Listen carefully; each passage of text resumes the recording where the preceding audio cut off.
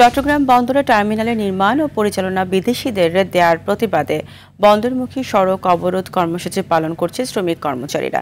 সকাল 10টা থেকে 3 ঘণ্টা ধরে আগ্রাবাদ, বড়পোল ও মাইলের মাথা এলাকায় বন্দরমুখী সড়ক অবরোধ করবেন তারা। এছাড়া বিভাগের সব জেলায় বিক্ষোভ করার ঘোষণা দেয় সংগঠনটি।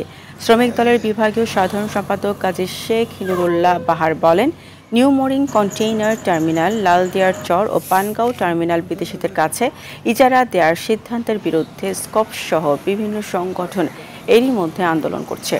বন্দরের কোনো টার্মিনাল বিদেশিদের কাছে ইজারা দেওয়া যাবে না। লালদিয়ার চর ও পানগাঁও টার্মিনাল নিয়ে যে চুক্তি হয়েছে তা অবিলম্বে বাতিল করার দাবিও জানান তারা।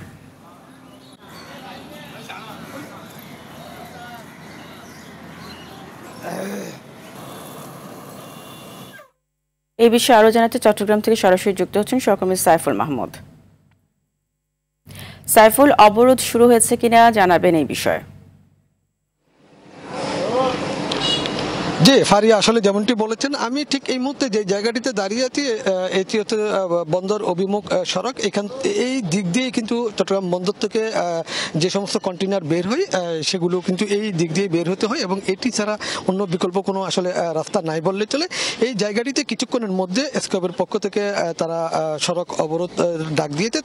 তাদের একটাই দাবি, সেটি হচ্ছে যে চট্টগ্রাম বন্দরের যে টার্মিনালগুলো আছে সেই টার্মিনালগুলো যাতে বিদেশিদের হাতে ইজরা দেওয়া থেকে বন্ধ রাখে, সেজন্য তারা কিন্তু চট্টগ্রাম বন্দর অভিমুখে যেই কন্টেইনারগুলো যাবে সেগুলো তারা অবরোধ করবেন 10টা থেকে 1টা পর্যন্ত।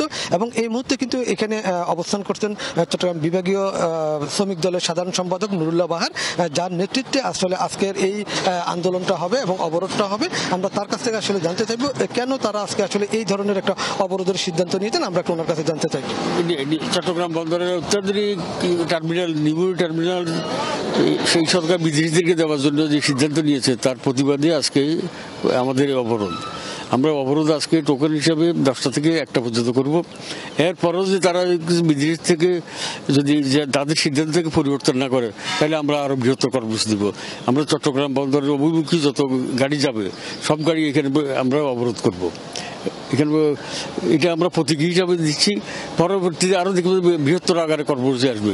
আমাদের এখানে হচ্ছে বড়পোলা আছে, মালির মাথায় আছে, সব জায়গায় অবরোধ। বন্দরের এন্ট্রি পয়েন্ট সবগুলোতে আমাদের আজকে অবরোধ হবে 10টা থেকে। শুনছিলেন নুরুল্লাহ বাহার ভাইয়ের বক্তব্য। তিনি যেটা বললো, আসলে বন্দর অভিমুখে যতগুলো কন্টেইনার বাহী গাড়ি যাবে সবগুলোকে তারা কিন্তু অবরোধ করাবেন এবং এই জায়গাটিতে তারা অবস্থান করবেন এবং এখান দিয়ে কিন্তু যে সমস্ত গাড়ি কন্টেইনার বন্দর অভিমুখে যাচ্ছে সবগুলোকে তারা কিন্তু এখানে ব্যারিকেড দিয়ে আটকাবেন বলে এটাই জানিয়েছেন। তবে আমরা পরবর্তী সংবাদে হয়তো আরো বিস্তারিত জানাতে পারবো বলে আশা করি। এই ছিল ফারিয়া এই মুহূর্তে আমার কাছে সর্বশেষ সংবাদ। সাইফুল, আপনাকে ধন্যবাদ।